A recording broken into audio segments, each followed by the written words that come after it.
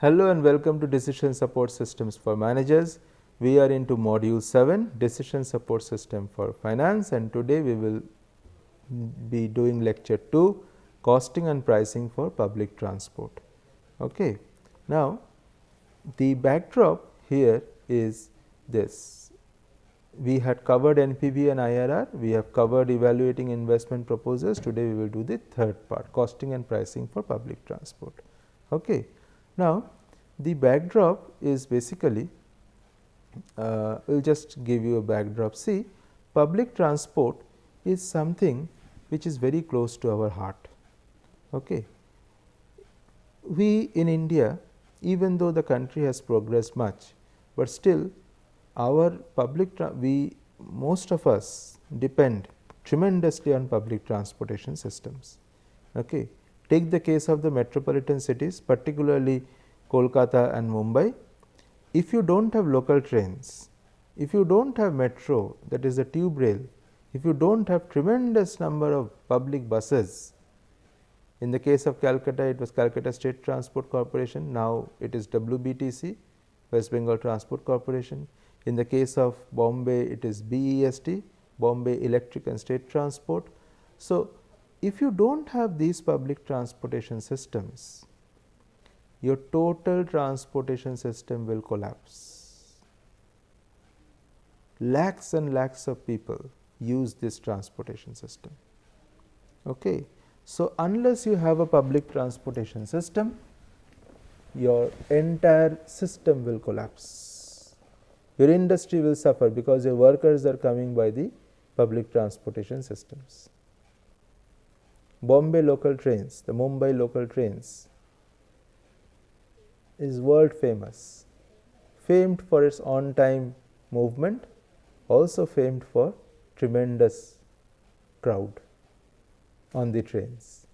So, unless you have a proper public transportation system in a country like India, it is very, very difficult. Okay. But somehow public transportation systems, maybe because of momentum of an early start, or maybe the planning has been done in that way, public transportation system is very, very well developed in the two cities of, as I have mentioned, Kolkata and Mumbai. Delhi also, with the metro railway system coming into force, has a very, very efficient public transportation system. Okay. This is the backdrop. Okay. Having said that, when you are speaking of public transportation system, whom are you catering to? You are catering to the middle class, particularly middle class, the lower middle class, sometimes upper middle class, and anyway the class below the middle class of population. Okay. So, the lower income groups. So, one is the middle income group and the lower income group. Now, when you are into this MIG and LIG segment, middle income and lower income segment, then you have to be very cautious in fixing fares for these public transportation systems, because one you have two pronged aspects. One hand, it is that the public transportation system is run on public money. So, you just cannot allow it to keep on running at a loss, because someone else is paying for this transport and is not using it. So, you have to use this money very judiciously. It is public's money. Okay.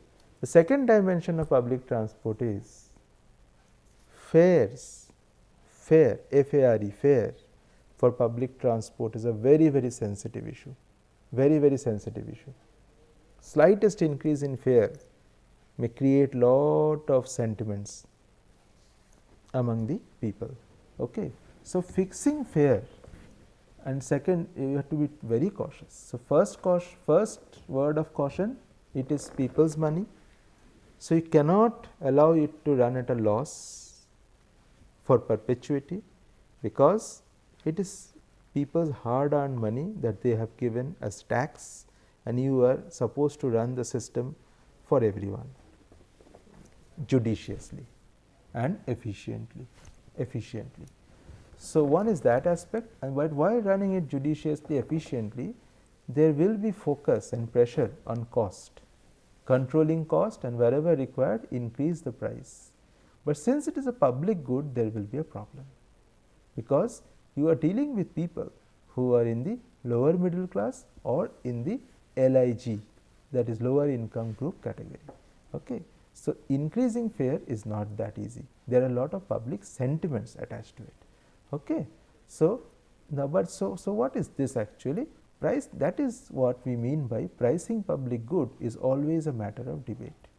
With the falling rupee and increased cost of spares, the operating cost for public transport is on the rise. Okay. Falling rupee, now the rupee has stable, but if you see the trend over time, the rupee has indeed fallen. If you see the trend over last 10 years, yes. Now, operating cost of public transport is on the rise because of the fuel prices.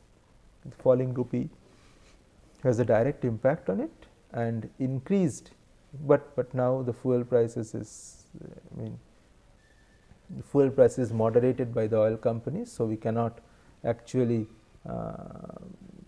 directly attribute it to the falling rupee maybe. Increased cost of spares, more than the vehicle, the spares is a big headache. Okay. More than the vehicle, the spares is a big headache. The operating cost of public transport in the rise. The increasing fares is not always possible, economic conditions of the population and political comparisons being the reason. Okay. So, this calls for the rational approach towards increase in automatic increase in passenger fare that responds to market fluctuations of input cost, and at the same time do not put the general commuters to economic discomfort. So, one hand you are trying to save your business, and the other hand you are also trying to keep the public's concern in mind. Okay. So, that is why we say that doing this is a very, very difficult task. Now, we will just tell you about, just give a snapshot of this public transportation system in West Bengal. Okay. Now, population density of West Bengal is 1029, population of Kolkata 14.7 million. Every day approximately 2.6 million people from suburbs travel to the city. So, you can imagine how many people are using public transport. Look at the extent of public transport. 350 pairs of metropolitan suburban trains carry approximately 1.8 million passengers. 8,500 buses, 85,000 passengers. 137 pair of tube rails, almost 6 lakh passengers. 150 trams, 2,000 passengers. Rivers, ferry services, 10,000 passengers. 30,000 private taxis. Significant number of personal cars. Okay. Some of these numbers are as per independent estimates, and they may fluctuate a bit over time, situations, everything. Okay. So, look at this structure. We have population of 14.7, the reference is National Transport Development Policy Committee report. 19% walk within the city, 54% use public transport, 54%. So, imagine you are doing a costing and fixing fare for these types of people for 54%. This is the number of passengers per day. Okay. What is the present method of fixing bus fares? Basically, you need a present method of fixing bus fare is whatever the existing fare at 10%, 20%. Okay. Now, with the oil companies increasing the fare, etc. So, we would like to develop a formula. So, developing an empirical model. Now, you see this is the cost components of operating a bus: fuel, operations and maintenance, staff and others, fixed cost. Okay. Fuel, operations and maintenance, staff and others, fixed cost. Fuel cost is the most important cost in any public transport system, particularly road buses. Okay. 50% of the cost is fuel cost, 25% cost is people cost. Operations and maintenance cost is not that much. I will tell you why.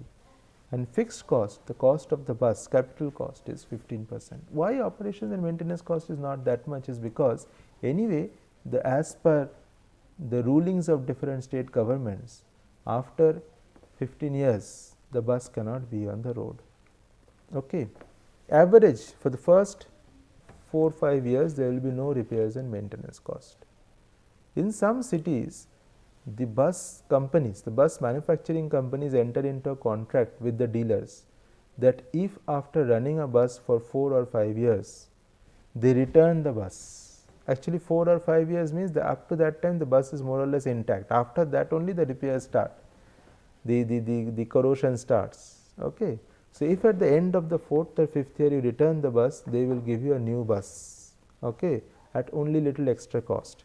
Now, the bus operators have done a calculation and they have found out that if you do this, rather than keeping the bus there for 15 years, you save a lot of money, because as the years increase, the maintenance cost keeps on increasing. So, this is the structure of a like fuel cost, operations, maintenance, staff and fixed cost. Okay. So, this is the cost parameters, right. Now, we are developing a this financial formula for this. Okay. Now, see fuel new by fuel old, what does this mention? Let us take this and then we will understand.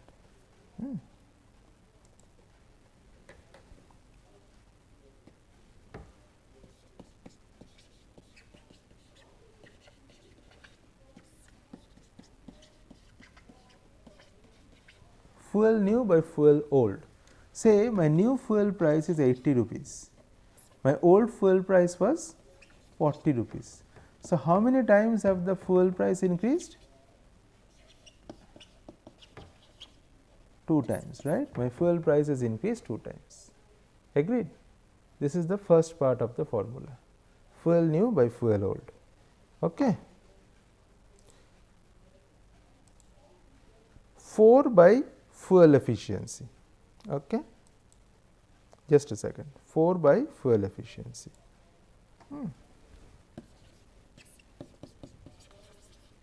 Let me write down, then I will explain. Fuel, this is one aspect.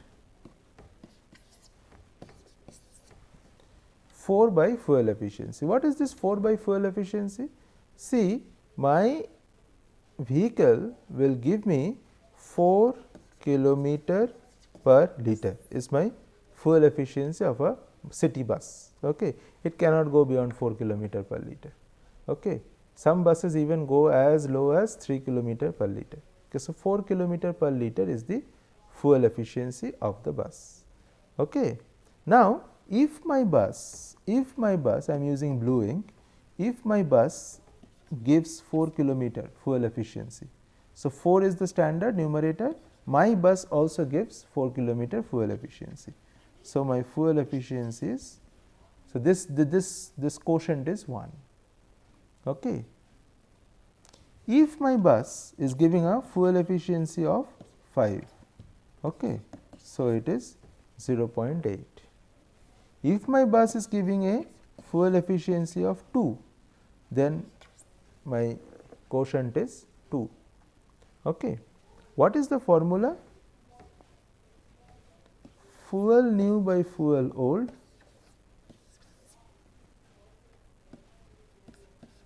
multiplied by 4 into fuel efficiency. Okay. Clear? What does this mean? Okay. Let us say my new fuel price is 80 rupees, my old fuel price means maybe 1 year back was 40 rupees.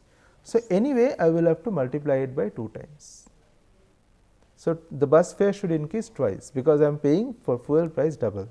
Now, fuel efficiency of the bus is anyway 2, my standard fuel efficiency is 4, but somehow in some parts maybe the road condition is so bad that the vehicle is giving only 2 kilometer fuel efficiency, if just a hypothetical one, So, the multiplier effect is again 2.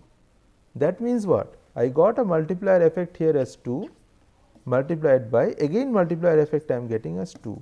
So, my bus fare should be increased by 4 times, okay, 4 times, right. If my fuel efficiency is 5, so my bus fare should be increased by 2 into 0.8, that is 1.6 times. Okay. If the formula and my bus fuel efficiency is same, then no problems, only the fuel price increase will be there. So, 2 into 1 is equal to 2. Okay. So, this is the first part of the formula. Then will come the weightage, because we have already got what is the fuel weightage 0.5, right. So, that with that you will have to multiply 0.5. Okay. So, let us move forward.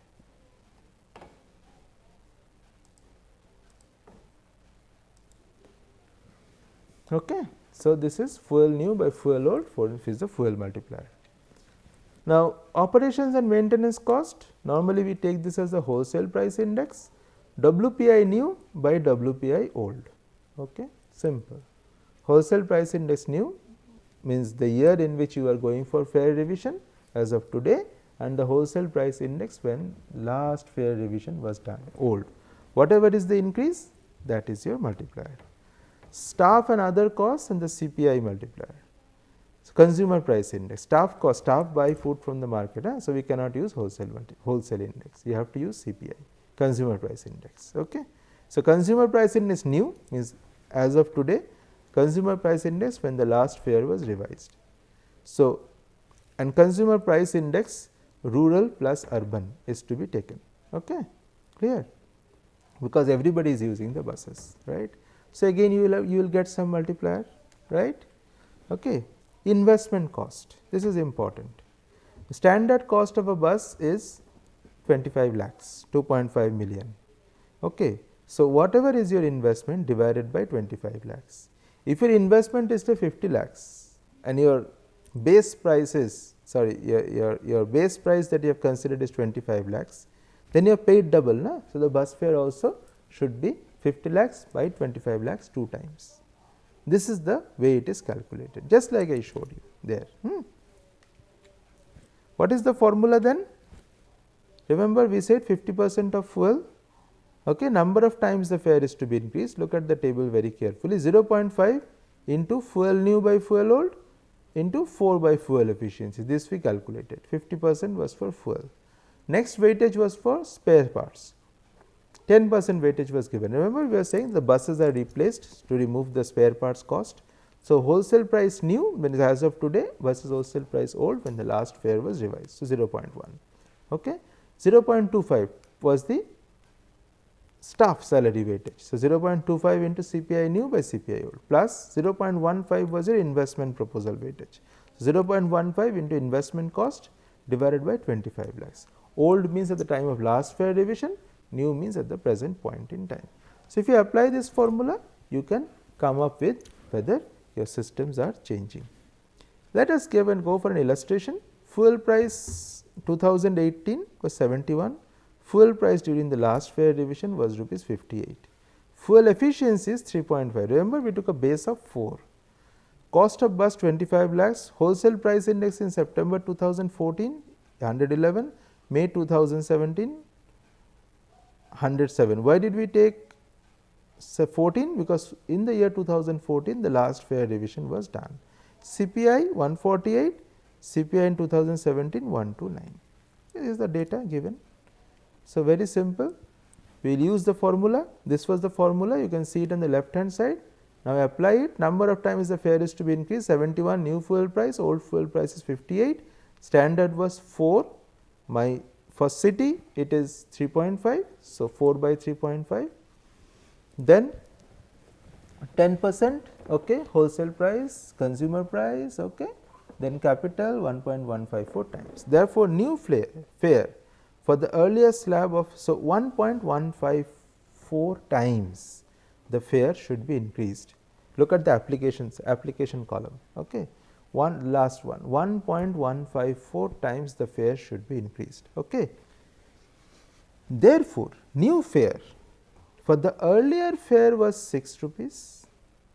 How many times you are increasing? 1.154 times. So, 6 rupees will become rupees 6.92. So, almost 7 rupees. Okay. New fare for the earliest, if the fare was 8 rupees, then it will be 8 into 1.154. This will become 9 rupees 23 paisa or simply 9 rupees. So, this is a way by which you can price your public transport systems. Okay. This is also another dimension of finance. Okay. Now, this is a so we have just prepared a table by which we are showing the how the fares will increase. Okay. Here. Now, it is another approach to fixing public transportation fares. This is called as the passenger kilometer approach. Okay. Now, I will just briefly go through it. Okay. Passenger kilometer approach basically means that the bus fares, we will give the example of Calcutta. You see stage 1 first 4 kilometer is 4 is 4. Stage 2 is next 8 kilometers. So, that means what? 4 plus 8 12. We are going through column 2, column number 2. Stage 2 next 8 kilometers is 12. So, what is the additional kilometers? 4 in stage 1, an additional 8 kilometer for stage 2. Okay. So, what is the average? Average kilometer travelled is first 4 kilometers is 4 and for the next 8 kilometers half of that. So, another 4. So, first 4 kilometers, next 4 8 kilometers. We will demonstrate, we will show it, then it will not confuse you.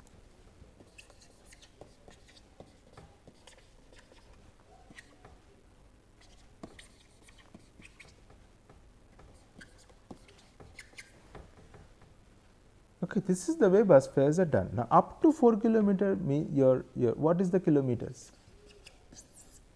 4 kilometers up to 4. Now, up to 12 kilometers means what? In this slab of 4 to 12, in this slab of 4 to 12, how many additional kilometers are there?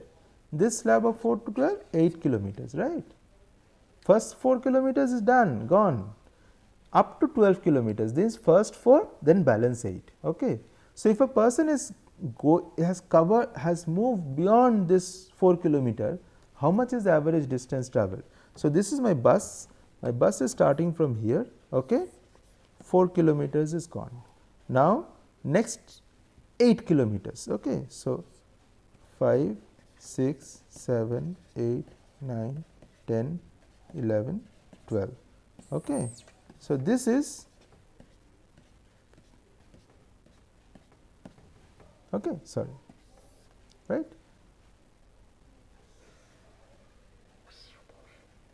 Okay, fine. So, now the person is moving. Okay.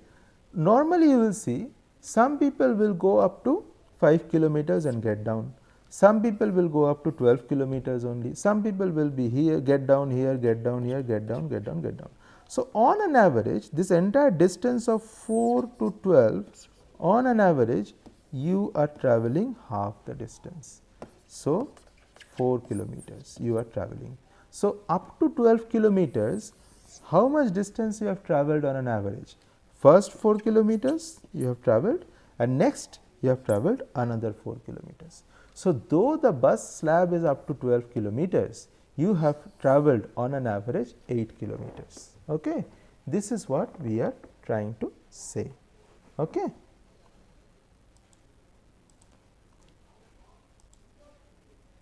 Okay. So, this is what is there in column number 4. Okay. How much additional kilometers you have travelled. Okay. So, in this way, number of passengers, we have just made an estimate how many passengers will be there in each slab, and then passenger kilometers, that is passenger into average kilometer travelled. Okay. So, what is the fare? And fare per passenger kilometer. Okay. So, divided by the fare. Okay. Now, explanation of the average kilometer travelled, we have just explained you. Okay. So, if you can use this formula, but the first formula is better, but if you want to use a passenger kilometer approach, change in bus fare per passenger kilometer due to change in fuel price. Okay. Every change in fuel price of 1, 2, 3, 4, this is the first column, look at first row 1, 2, 3, 4, 5, 6, 7, 8, this change in these rows. And your bus fare will keep on changing like this. Okay. Clear? Bus fare will keep on changing like this. Okay. This is the explanation. For stage 1 fare is rupees 6, fare per passenger kilometer is 6 by 4 kilometers, 1 rupee 50 paisa. Okay. Clear. So, every stage is explained in this slide. Okay. Now, if you are, what is the explanation of this table? This is given in the next. If change in fuel price is rupees 1, change in fare per passenger per kilometer will be present fare plus change in fuel price into liters of fuel required for the journey divided by total passenger kilometers in the journey. Okay. So, the formula is slightly different. Okay. How many liters of fuel you are requiring? What is the fuel efficiency? That will help you to get this 1 rupee 51. The formula is very clearly given in this slide. You go through it very calm and quietly, you will understand. Okay. Clear. And this is the way by which you come up with a bus fare for the entire setup. Okay. Now, this is an acknowledgement I have to make. Acknowledgement is to Mr. Narayan Swarup Nigam, IAS, Principal Secretary, Transport Department, who allowed us to do this part of costing for public transport systems, and he is the Principal Secretary, Transport Department, Government of West Bengal, and is also the Managing Director of West Bengal Transport Corporation. And he allowed us to do this work, provided us with all the data required, and to finish the work and take it to its logical conclusion. So, this is an acknowledgement to Mr. Narayan Swarup Nigam. Okay. The references are also given. So, thank you.